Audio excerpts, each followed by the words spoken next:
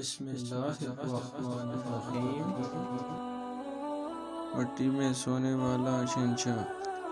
کیسروں نے حالات کا جائزہ لینے کے لیے اپنا ایک آدمی مدینے میں بھیجا۔ وہاں پہنچ کر وہ کسی سے پوچھنے لگا، آپ کے شہنشاہ معظم کا محل کہاں ہے؟ ہم تو شہنشاہ محل اور معظم جیسے الفاظ سے بالکل ناآشنا تھے، آپ یہ بتائیں کہ کس سے ملنا ہے؟ کہا، مسلمانوں کے بادشاہ سے۔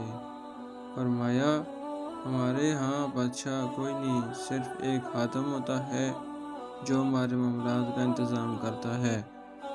اس کا نام عمر 644 ہے، اور وہ محل میں نہیں رہتا بلکہ گھارے کے ایک جھونپڑے میں رہتا ہے، اور اس وقت کہیں مزدوری کر رہا ہوگا۔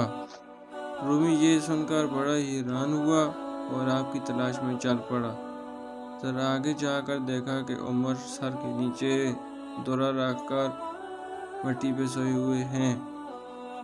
یہ دیکھ کر کہنے لگا، جس کی ہیبت سے دنیا کے فرمانرواؤں کی نیند اڑ چکی ہے، اے عمر، تم نے انصاف کیا اور تمہیں گرم ریت پر بھی نیند آ گئی۔ ہمارے بادشاہ ظالم اور بددیانت ہیں، اس لیے انہیں سنگین حصاروں میں بھی نیند